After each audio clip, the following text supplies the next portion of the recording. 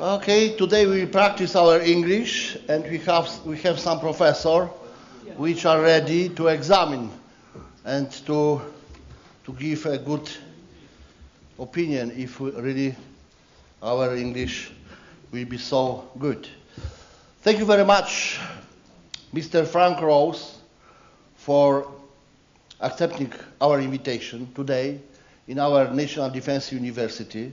We have very important guest, Deputy Assistant Secretary for Space and Defense Policy, Bureau of Arms Control Verification and Compliance, Mr. Frank Rose, who accepted our invitation and who very soon will give the lecture.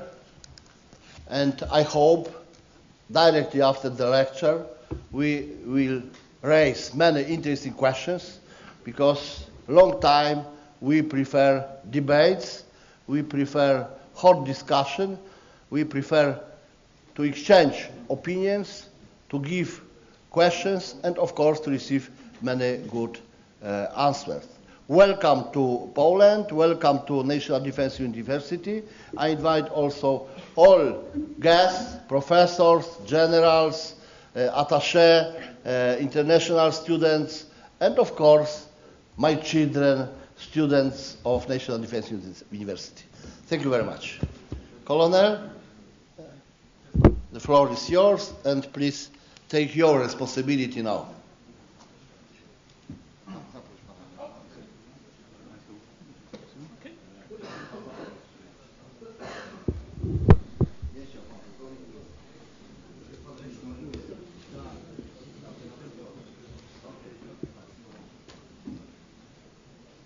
Colonel, am I free to go?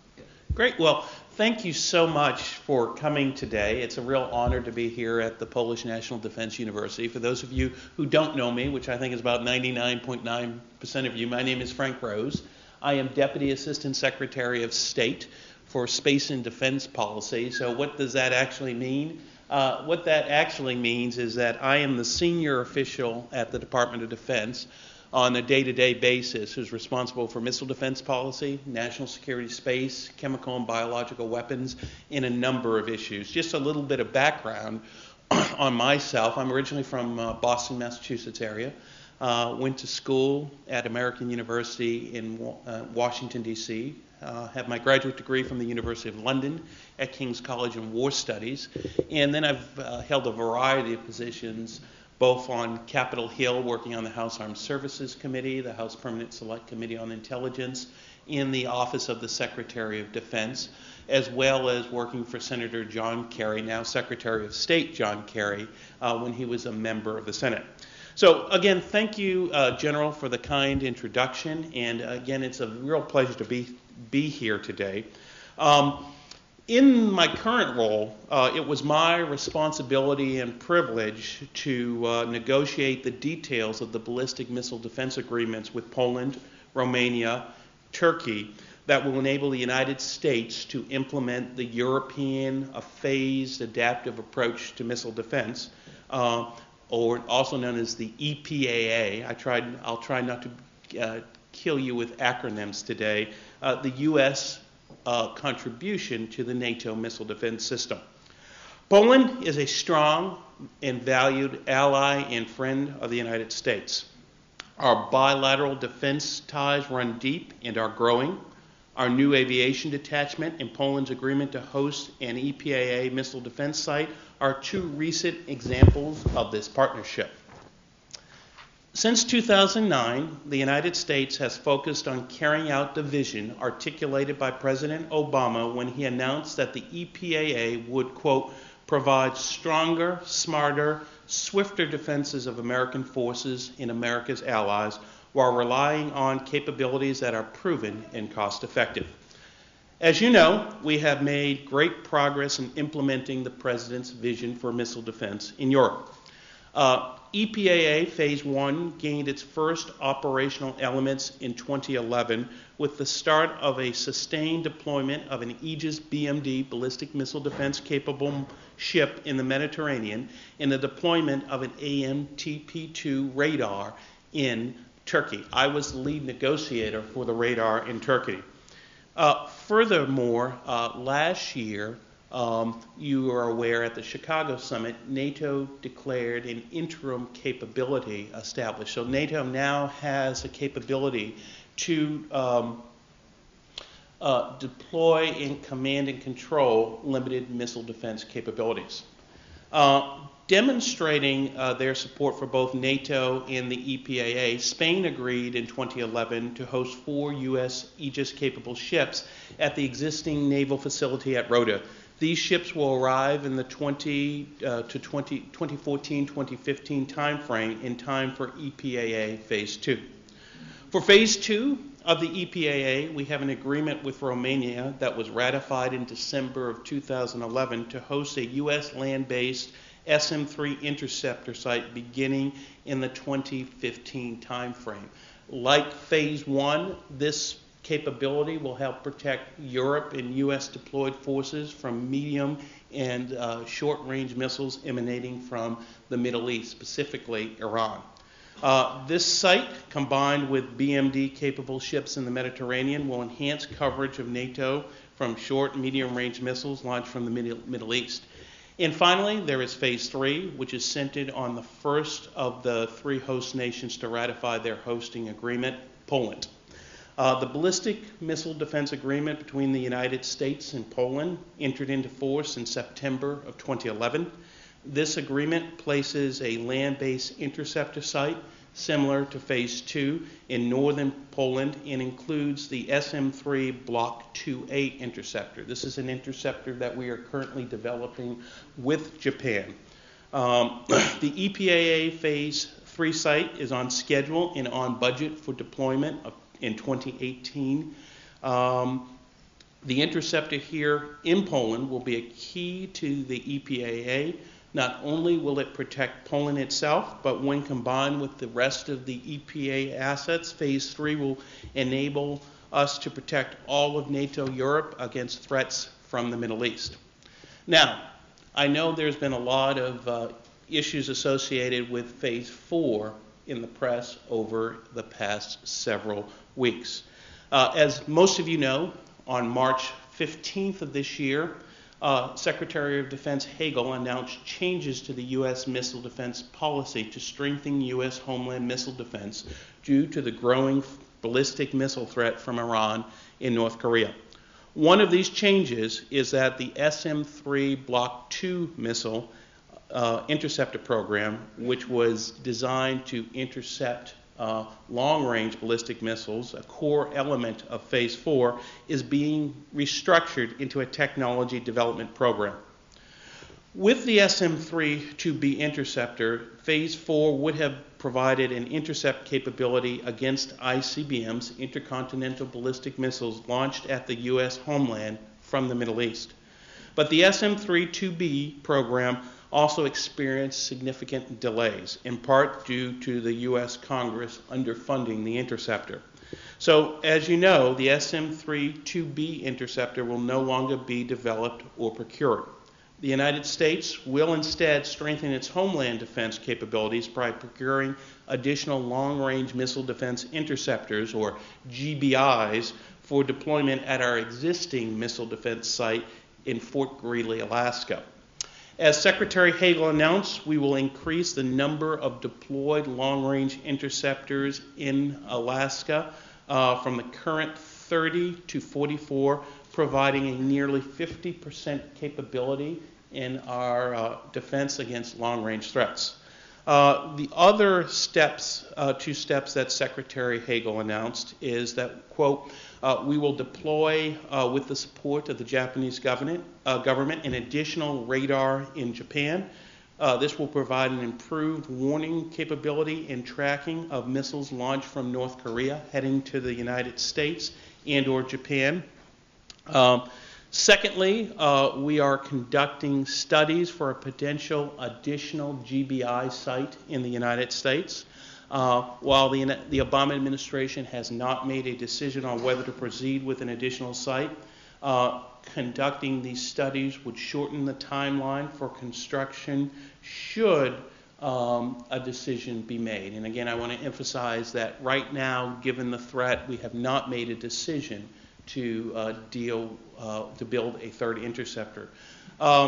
Thirdly, we are, as I mentioned a little bit earlier, we are transitioning the SM-32B program, the former long-range program, into a technology development program.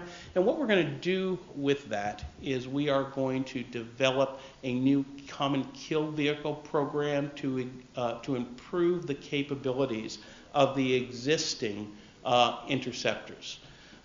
Finally, let me emphasize that the U.S. commitment to phases 1 through 3 of the European phase adaptive approach and NATO missile defense remain, as Secretary Hagel said, ironclad, including the planned sites in Poland and Romania. Like the administration, the U.S. Congress has supported and continues to support full funding for phases 1 through 3 of the European phase adaptive approach. These U.S. missile defense deployments to Europe will provide necessary capabilities to provide ballistic missile defense coverage of all NATO Europe in the 2018 timeframe. Now, I know some of you may believe that not fielding Phase 4 may weaken the transatlantic connection between the defense of Europe and the defense of the United States.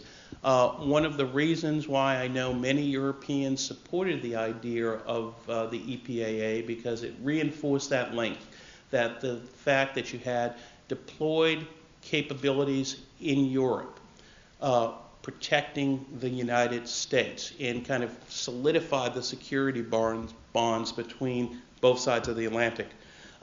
But what I want to tell you this morning is that the connection through the European phase adaptive approach in U.S. homeland defense remains strong. I would emphasize that phases 1 through 3 of the European phase adaptive approach will continue to provide important contributions to the defense of the United States homeland and U.S. deployed forces in Europe. For example, the radar deployed in Turkey as part of the EPAA can provide important early tracking data on any Iranian missiles launched against the United States. Additionally, the interceptor site to be deployed in Poland, as well as Aegis BMD-capable ships at sea, will also be key to protecting the U.S. radar at Fylingdales, which is located in the United Kingdom, which is very important, I would say critical to defending the United States against threats from the Middle East. Beyond our bilateral cooperation, we have also worked with our NATO allies, including Poland, to implement a NATO missile defense effort. After thorough study and progress within NATO, on May 20th through 21st of 2012, NATO heads of state and government met in Chicago for a NATO summit and announced that NATO had achieved an interim ballistic missile defense capability. This means the alliance has an operationally meaningful standing peacetime BMD capability. NATO also agreed on BMD-related command and control procedures, designated NATO Supreme Allied Commander in Europe as a commander for the mission, and announced an interoperable command and control capability. To support this interim BMD capability, the United States has offered EPAA assets to the alliance on a voluntary basis as voluntary national contributions to the BMD mission. The radar deployed in Turkey is now under NATO operational control. In addition, U.S. BMD-capable ships in Europe are also available to operate under NATO command and control as the threat warrants. One of the key reasons we have not transferred those ships to NATO operational command and control at this point has to do with the fact that these ships are multi-mission ships, so they do other missions besides missile defense. However, should the threat warrant it, we can transfer those ships to NATO to conduct the missile defense mission. I think these decisions have created a framework for allies to contribute and optimize their BMD assets for our collective self-defense, and the United States welcomes and encourages such contributions from allies. NATO BMD will be more effective should allies provide sensors and interceptors to complement the U.S. EPAA contributions. Several NATO allies already possess land and sea-based sensors that could potentially be linked into the system, as well as lower-tier systems that can be integrated and used to provide point defense, such as Patriot. It is important that the systems contributed by allies be interoperable with NATO's Active Land Theater Missile Defense Program, or ALT-BMD. At the same time we are developing this missile defense cooperation with NATO, we also seek to work cooperatively with Russia. We remain convinced that missile defense between the United States and Russia, and between NATO and Russia, is in the national security interest of all countries involved. For that reason, missile defense cooperation remains a presidential priority for this administration, as it was for the Bush administration, the Clinton administration, and the Herbert Walker Bush administration. So this is something that has spanned numerous administrations in the United States, both Democrat and Republican. At the Chicago summit, NATO allies made very clear in their statement of intent regarding strategic stability and Russia. NATO declared in the Chicago summit declaration, and I quote, "The NATO missile defense in Europe will not undermine strategic stability. NATO missile defense is not directed against Russia and will not undermine Russia's strategic deterrence capabilities," end quote. Through transparency and cooperation with the United States and NATO, Russia would see firsthand that this system is designed for ballistic missile threats from outside the Euro-Atlantic area, and that NATO missile defense systems can neither negate nor undermine Russia's strategic deterrent capabilities. While we seek to develop ways to cooperate with Russia on missile defense, it is important to remember that in keeping with its collective security obligations, NATO alone bears responsibility for defending the alliance from ballistic missile threats. This is why the United States and NATO cannot and will not agree to Russia's proposal for sectoral or joint missile defense architectures. Just as Russia must ensure the defense of Russian territory, NATO must ensure the defense of NATO territory. NATO cannot and will not outsource its Article 5 commitments.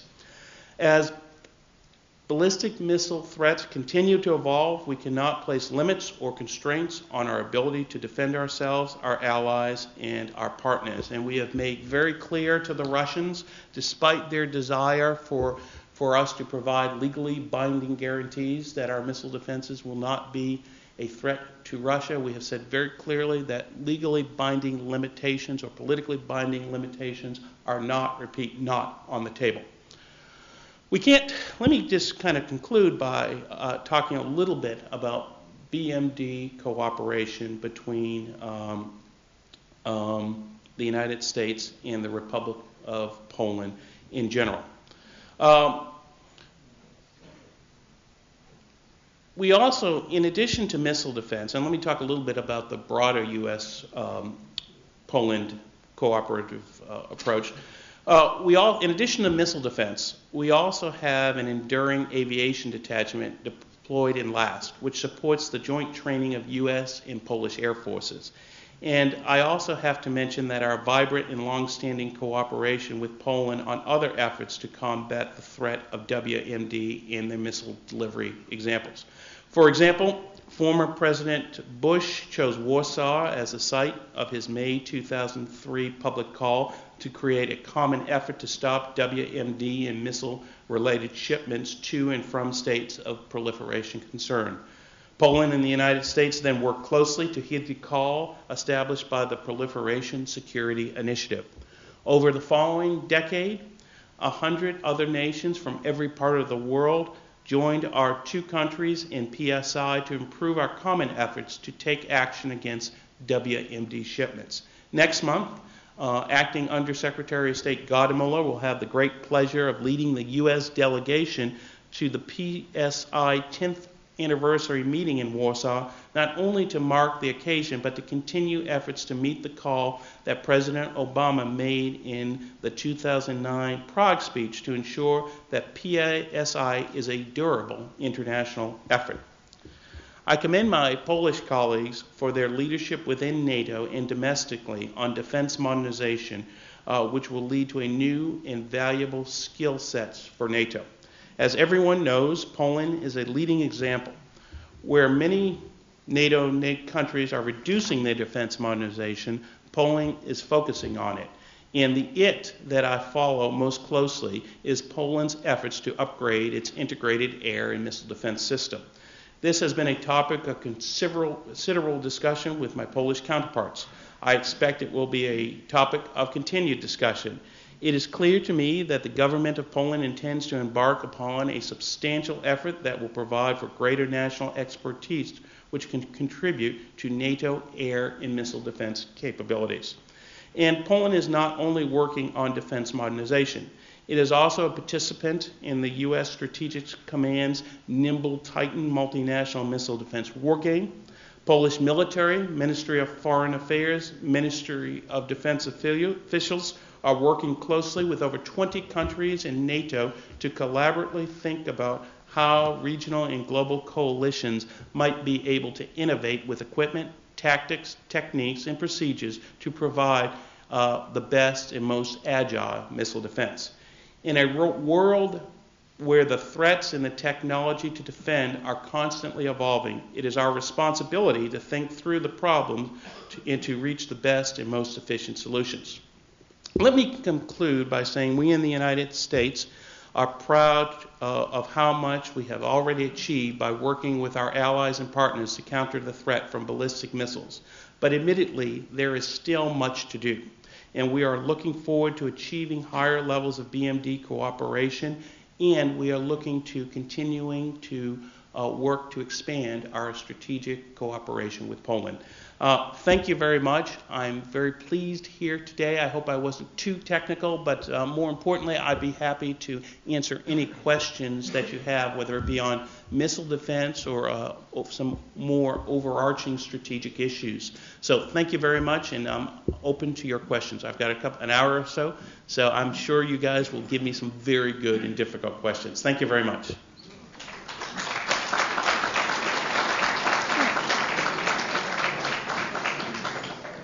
Okay.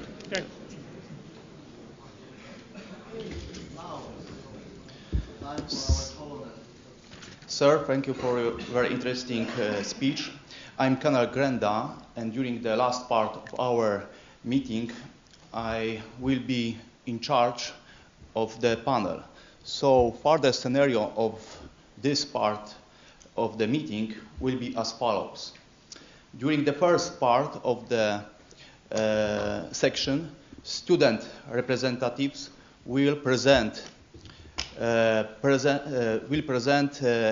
fundamental questions that bothering our academic community. In the second part will be time for questions from audience.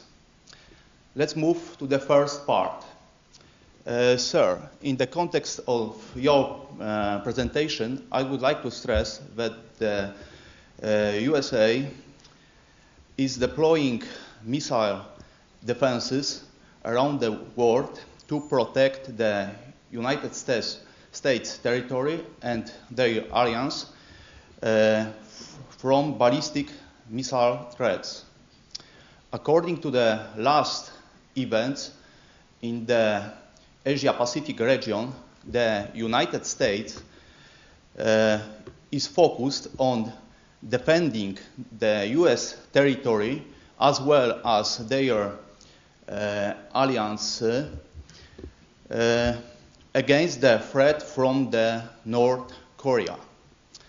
However, taking into account the newest information, the US is going to cancel the last phase 4 of the European adoptive approach to missile defense. To remind you, this was the phase with the faster SM-3 interceptors. Furthermore, USA also considered to add 14 anti-missile interceptors in Alaska. Due to these facts, could you specify how the security in Europe will be shaped in the future? Sure.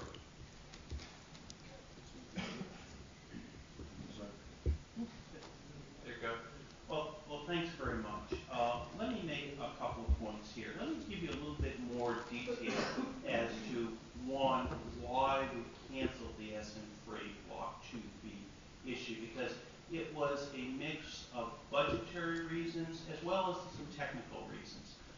First, as I mentioned in my speech, our Congress had cut funding for the SM-3 Block 2B by almost 80%.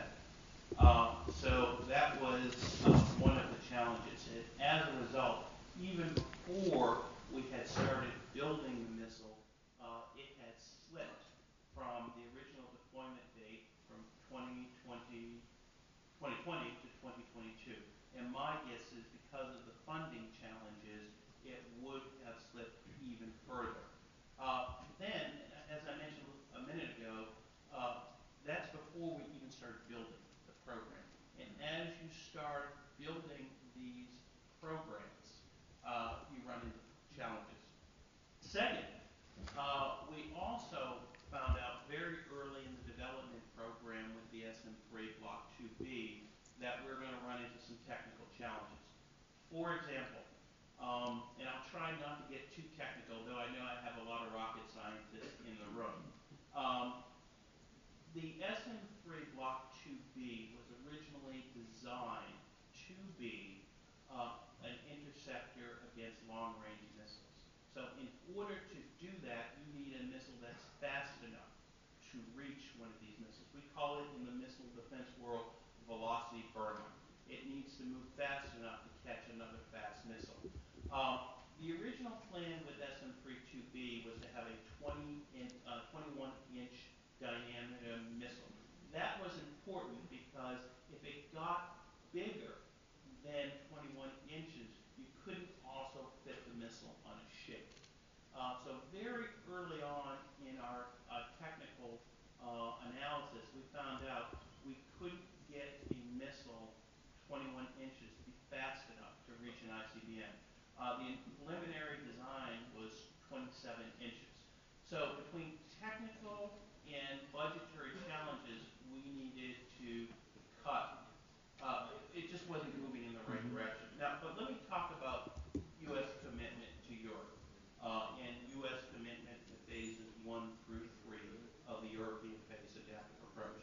As I mentioned in my discussion, phase 1 is in place. You have the ship there in the Mediterranean. You also have the radar deployed in Turkey and under NATO command and control.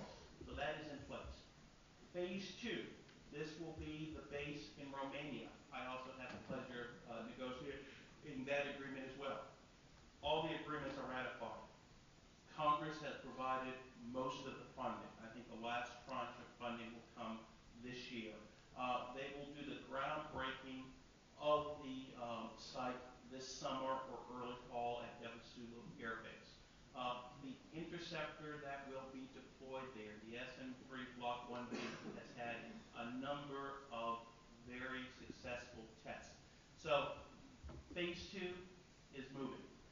Phase 3, and I know that's what people are most interested about in this room, is coming along nicely as well. For example, Poland was the first nation to sign and ratify, have their agreement in force. So the legal agreements are in place. Last week, President Obama sent his budget to Congress for approval, including in that was $131.4 million for the initial funding of the phase 3. The development of the SM-3-2B and the United States are co-developing with Japan is coming along nicely. I would argue that the SM-3-2A is a much lower risk than the SM-3-2B. It is a 21-inch missile. We do believe we can get the velocity burnout necessary to deal with medium and intermediate range missiles. So I think, from a budgetary, technical point of view, I think we're moving fine with phases 1 through 3. Now, on a political point of view, this is no longer an issue of just missile defense for the United States. This is an issue of political credibility. Political credibility between the United States and Poland. I know, and we are very well aware, I sat down with Secretary Kerry for some time before the announcement was made. He understands what a political and sensitive issue this is in Poland. And we understand that this is phase 3 for Poland is indicative of our commitment to the relationship. So people understand that. And it's not just about our commitment to Poland, but it's about our commitment to NATO. The United States pushed very hard over the past several years to get NATO to develop a missile defense capability to protect alliance territory and population centers. So we understand the politics. Now, just on a technical point of view, with the SM-3 Block 2A, we are confident that we can provide the protection necessary to protect NATO allies in Europe against medium and intermediate range threats. So there will be no real diminution of defense for Europe. Now, the SM-3-2B, had that worked, it would have enhanced the defense of Europe. It would have been helpful, but it was never critical to the defense of Europe. It was very, very important. I always like to say, phase 4 was primarily about the defense of the United States. But let me just conclude by saying the link between the defense of the United States and the defense of Europe remains with phases 1 through 3. The United States, and I think this is really important for people to understand, without the forward deployed radars in Europe, the United States cannot defend itself against long-range missile threats from Iran or some potential other future threat from the Middle East. So that link remains. Thank you very much. The next question will be given by students. So, Colonel Jakubczyk. Yes. Good morning, sir. Lieutenant Colonel Jakubczyk from this academy. The question is connected with the crisis in Korea. So, sir, how the USA is going to solve the problem or the nuclear threat from Korea, North Korea? If I had the answer to that, I wouldn't be in this job. I'd be a millionaire someplace. The President of the United States. Let me give you. I'm going to try to answer that the best I can. Obviously, this is probably one of the most intractable problems on the international scene. I think the best way to describe it is you're going to need a comprehensive approach. One, and I would say very clearly, you need to develop the defense and deterrent capabilities to protect the United States and our friends and allies in the region. Second, you need to have a comprehensive diplomatic approach. And the key country there is China. China is North Korea's last real ally. And China, they can't tell them what to do, but I would say China could put a great influence on North Korea if it chooses to. Now, let me bring the talk back to missile defense. China has many concerns about American missile defense. But one of the things we have told our Chinese colleagues is, like we tell our Russian colleagues, missile defense is not about you.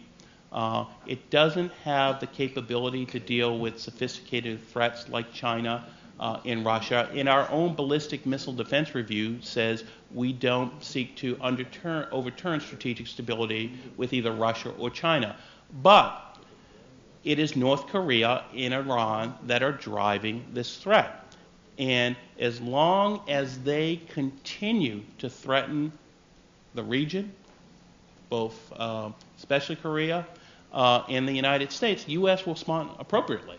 So, and Secretary Kerry said something along the same lines in when he met with Chinese officials last week in Beijing.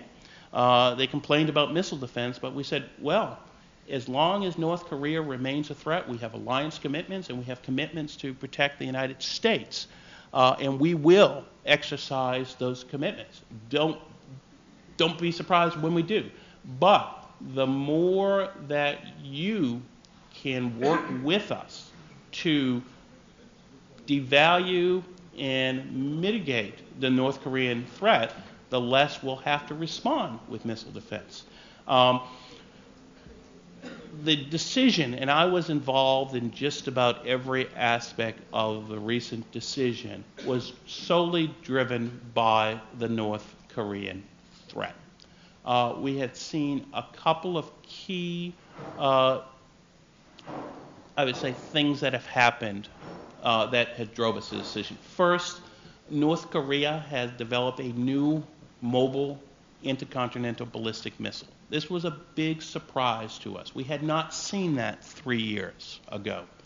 Two, North Korea in early February conducted a missile test of their Taepodong-2 missile, which, were they able to miniaturize a nuclear warhead, would have the range to potentially reach the United States. Three, North Korea conducted a nuclear test. So I know there had been some speculation in the press that, this decision to cancel Phase 4 and to deploy the additional interceptors in North Korea was about Russia and President Obama's desire to get an arms control agreement with the Russians. No, it was a direct response to the increasing threat from North Korea. But to answer your question, I think China is the key. I think China is the only nation that really has the influence to put to try to restrain the North Koreans. But there's so much we don't know about that regime, and we have such a young and inexperienced leader. Let's hope he does not make too many mistakes. But again, China is the key. Thank you. Thank you, sir. I see that some of our Chinese students are very happy after this answer. We have some Chinese students. Yeah, I saw. So if you could pass that back to Beijing, that would be very helpful. Thank you very much. Sir, in our university we have students who are from different countries, and now will be question from Brazil. Mm-hmm. Good morning, sir. I am Colonel Aiko from Brazil, Brazilian Army. I'd like to know about USA position about the possibility of Brazilian defense industry to produce a rocket or even a missile with range superior to 300 kilometers. Colonel, I don't know. To be honest with you, and that's the honest. I am not the non-proliferation guy, but I will talk about Brazil. I had a chance to go there last year, and it's related. So I'm going to dodge your Pacific question because I just don't know the answer. My mother told me once, very early in my career, said, "Frank, if you don't know what you are talking about, shut up." But I did have a chance to go to Brasilia last year for the first time. Really enjoyed it. I'm a big fan of bossa nova music. Antonio Carlos Jobim is my god. And to talk about space cooperation. This is one area where we are spending a lot of time with Brazil. We had a very, very good discussion. I look forward to engaging our Brazilian colleagues. Is there another question that you wanted to ask with regards to Brazil that I might have something more useful to say? Okay, sorry about that, Colonel. I just don't know. Okay, the next question will be given by our neighbor, Ukraine.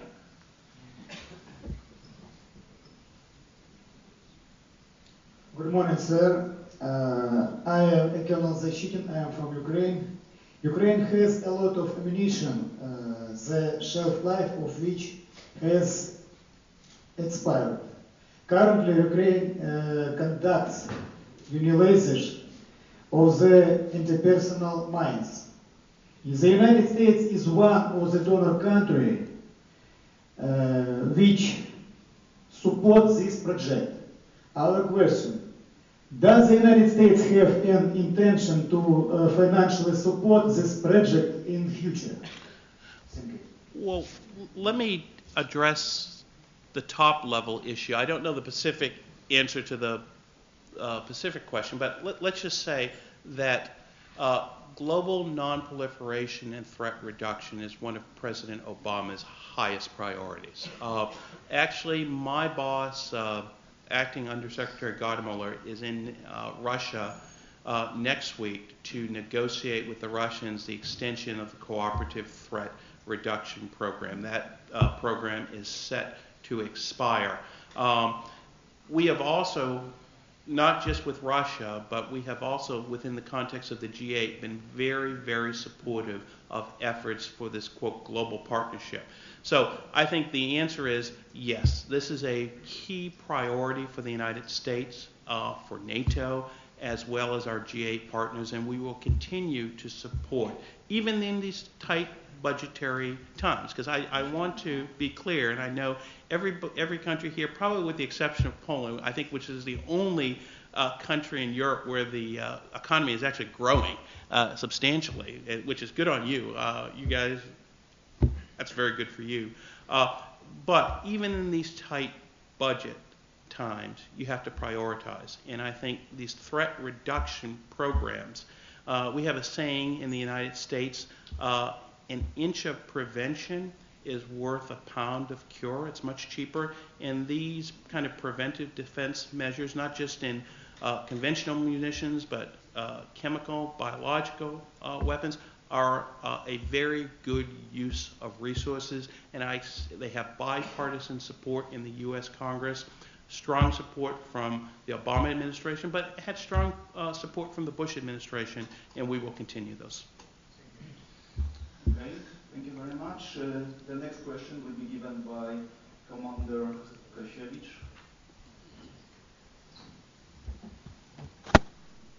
Good morning, sir. Sir, I want to touch a little bit more on the technical aspects. I don't know how much you're into this, but regarding the missile defense shield, can you tell us what are the plans of implementing the airborne laser and kinetic energy interceptor systems? I'm smiling. Let me tell you another job I did. I was the budget professional staff member on the House Armed Services Committee. And one of my jobs was to look from a technical and programmatic point of view at the effectiveness of weapon systems and their long-term affordability. And the key program that I went after when I was on the House Armed Services Committee was the airborne laser. Now, I'm going to tell you a joke, and you guys can't repeat it outside this, but the administration eventually did what we recommended when I was on the House Armed Services Committee. Airborne laser was 10 years behind schedule and $7 billion over budget. So from a technical and budgetary point of view, it was really behind schedule. It was really interesting science, really was. But there were a couple of challenges with airborne laser. One, I think, was that chemical laser that was on board. It was really messy, and I know there are a lot of operational field officers here. You know, in the field, you don't have a lot of time to play around with messy chemicals. Secondly, the operational concept of airborne laser was very, very, I would say, challenging. For example, for a, quote, thick country like Iran, for you to maintain a 24/7 presence, you would need, I think it was 5 airborne laser stations as well as about 3 to 5 aircraft to support each of those stations. So you're talking about 25 aircraft to do that, which was not affordable. Former Chairman of the Joint Chiefs of Staff, Admiral Mike Mullen, said in testimony before the House Armed Services Committee, the concept for the airborne laser just doesn't make sense. Now, it did conduct one successful shoot down back in late 2009. But after that shoot down, the Pentagon made a decision. Given the cost as well as the operational concept, the Pentagon decided to cancel the airborne laser. So all of the internal parts of the airborne laser have been stripped out, and it is in what we call the airplane graveyard in Tucson, California. Now, that's not to say that in the future we're not looking at laser technologies. I think laser technologies, especially if you could develop a solid-state laser capability, has some real potential, but we're not there yet. With Kinetic Energy Interceptor, or KEI, one of the big challenges with that program, for those of you who don't know what the KEI was, it was a new interceptor that was supposed to be mobile and was supposed to intercept missiles in its boost phase before the missile left the atmosphere. And the theory is that if you could shoot a missile down in its boost phase, it could potentially fall on the aggressor, and two, you would defeat it before it could deploy countermeasures. Well, the fundamental problem with KEI is that it got too big, and there was no real good deployment option. For example, the idea was that KEI was supposed to be a ship mobile system, but unfortunately, the missile got too big and it could not be deployed on an existing ship. And that's probably, does it sound familiar? But then, the contractors, the American contractors would come in and say, well, Frank, we can fix this. We can just have the Navy take the helicopter deck off their aircraft, off their ship, and we can put KEI. And I say, are you crazy? Do you think that the Navy is going to remove the helicopter pad from their ship so you can put a missile that's too big to fit on an existing ship? Please. So basically what happened with KEI was it did not have a requirements process. The concept of operations was not good, so that was canceled as well in 2009. Thank you. Mm-hmm. Thank you very much. It's bringing us to the next part of our meeting. And now I would like to encourage our students to ask questions to our guest. Please. Sir, please. Student general. Okay. Professor.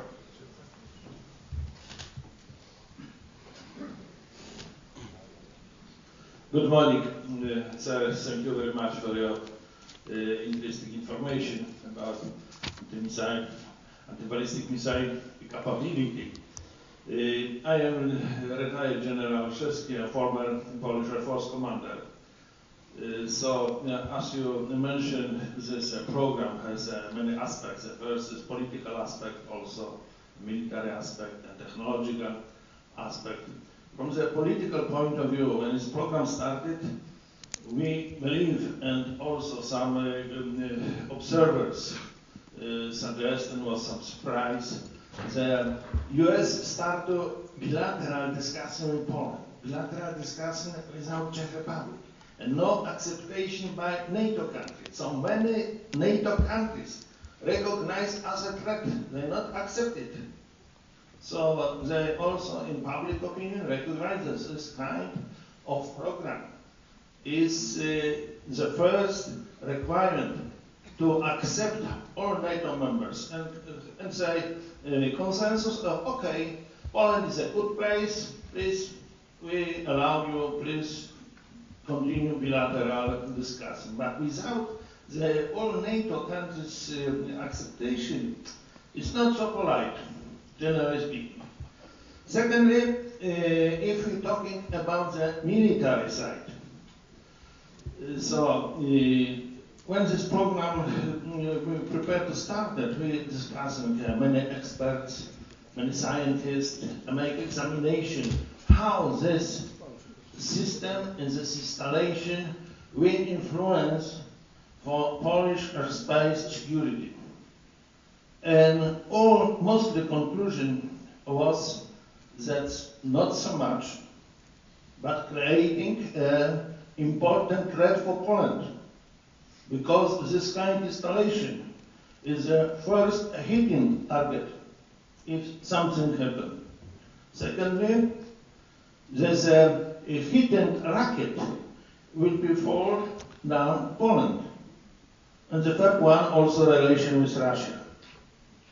So is also if this, I think if there's a technical point of view, this capability was not enough efficient, so it would be better to postpone this program. Because at start, we have some, of course, aggressive reactions from Russia, and we stop some negotiation. So my question is, do you believe that this declaration for Chicago summit, very polite to Russia, very creating good relations with Russia, does this NATO-Russia institution accept it? What is the status? What is the agreement and position of Russia? Because this kind of installation also generating some problems for nuclear limited capability. Thank you. General, thanks for that question. I'm going to be frank here, so please don't go to the news channels and say Russia doesn't like missile defense. I'm not telling you guys, but let me give you. Now it's not a secret. Yeah, that's a.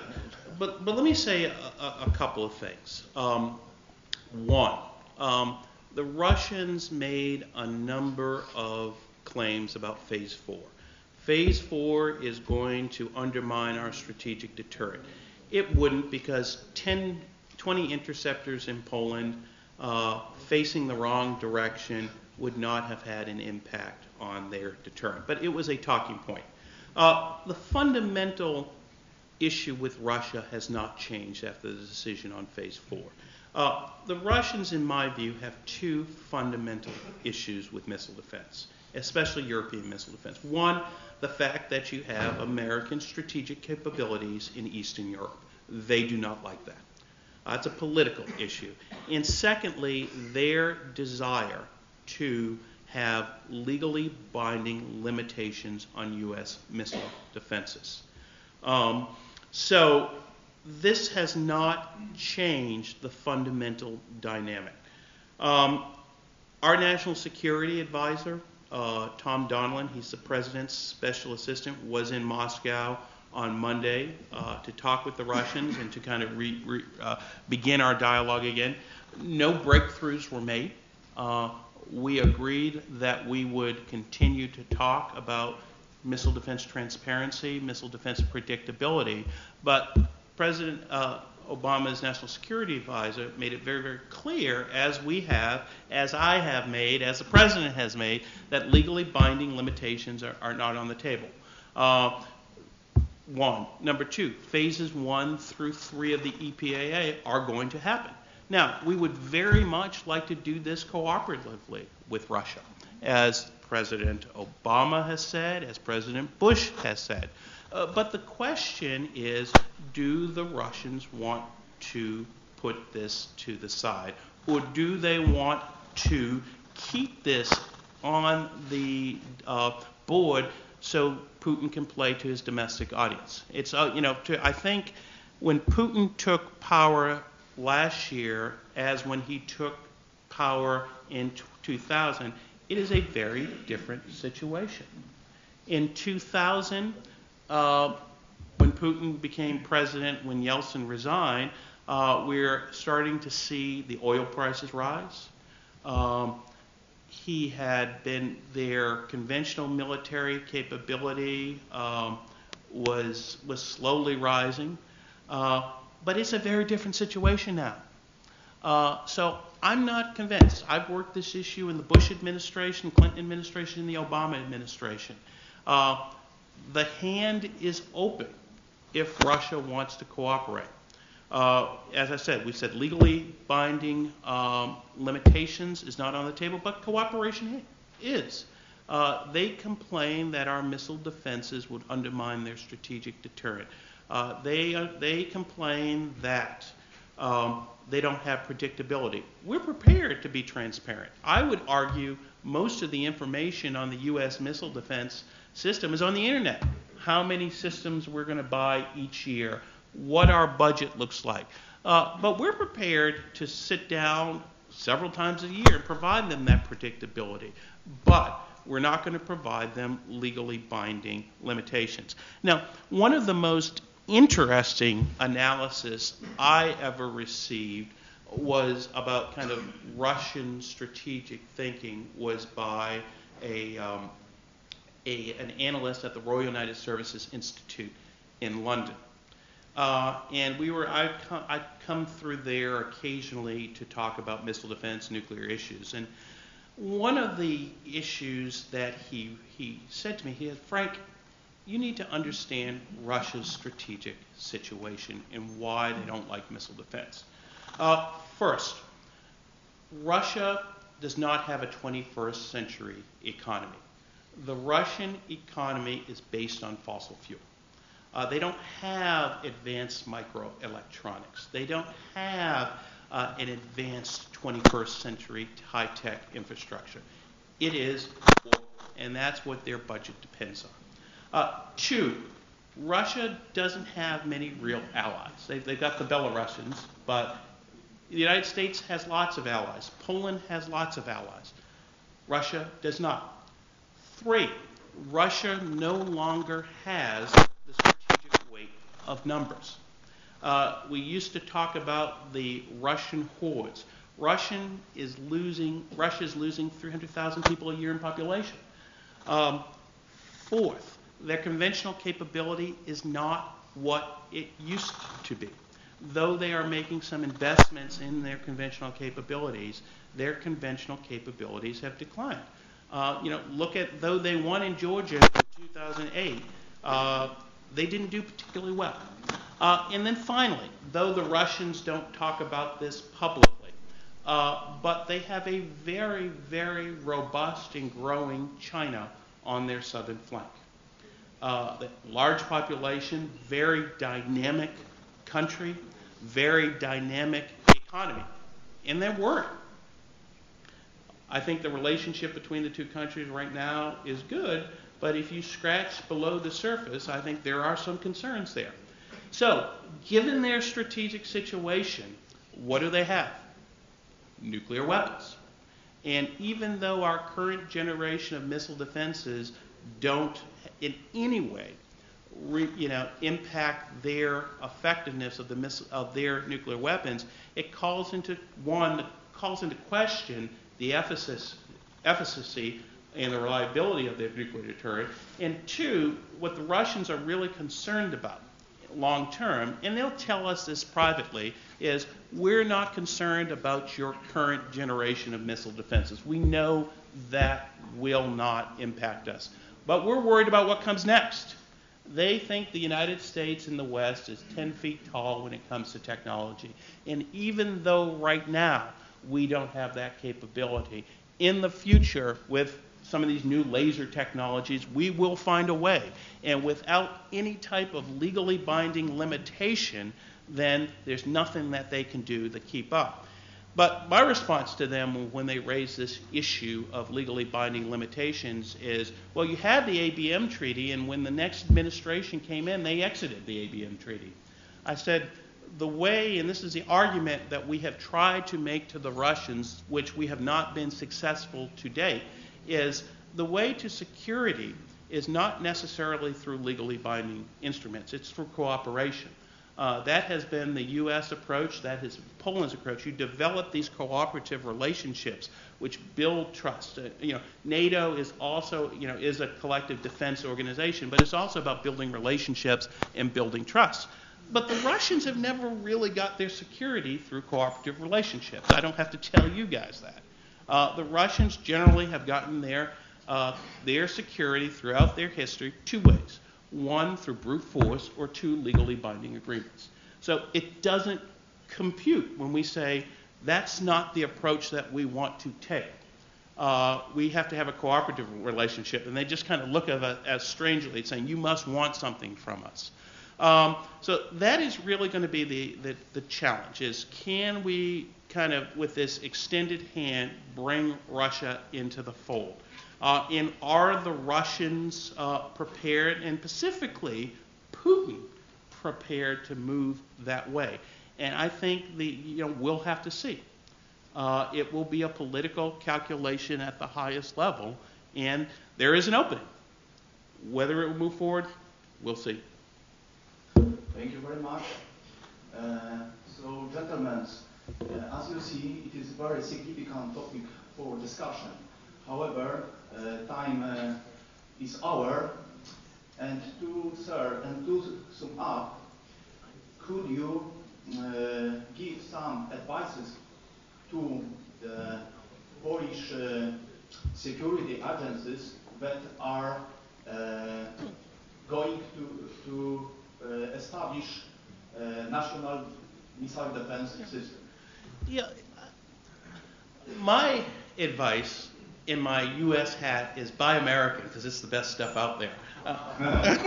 But what I would recommend is, as you approach this decision, I would strongly recommend that you buy and develop systems that are fully interoperable with the NATO Alt-BMD system. That will support Polish homeland defense, but more importantly, it will support the deployment of NATO forces abroad. For example, you have 6 German, Dutch, and U.S. Patriot batteries that are in Turkey right now doing a NATO mission. So, American systems, I really do believe that they are the best, but as you move forward with the development and purchase of your new air and missile defense system, I would strongly recommend that you keep in mind the NATO requirements and NATO interoperability, because it would be a shame if you were to spend all of that money and it only worked in Poland and it could not work with the rest of the NATO system. Thank you very much indeed. Sir General, could you sum up our meeting at the moment?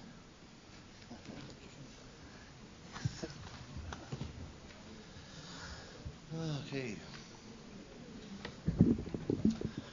I know that many students, maybe they are not happy because of lack of chance to raise the question. How many are not happy? Everybody is happy. Nice. It's a military university. Okay. Thank you very much. Thank you very much. It was a great meeting, nice meeting. I think that our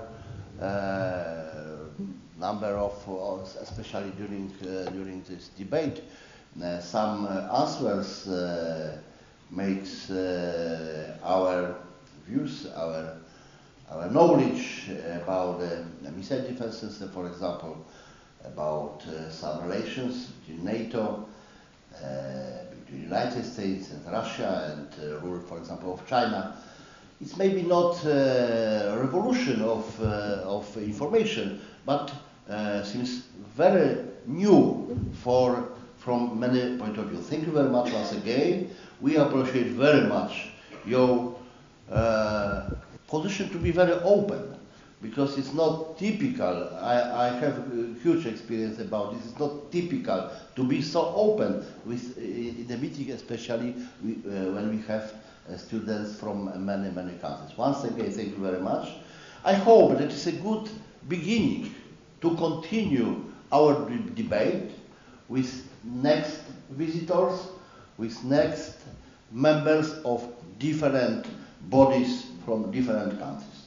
Once again, thank you very much, sir, and see you as soon as possible. I invite you to the next meeting with our students. Szanowni Państwo, w dniu dzisiejszym gościliśmy zastępcę sekretarza obrony USA do spraw kosmicznych i polityki obronnej, pana Franka A.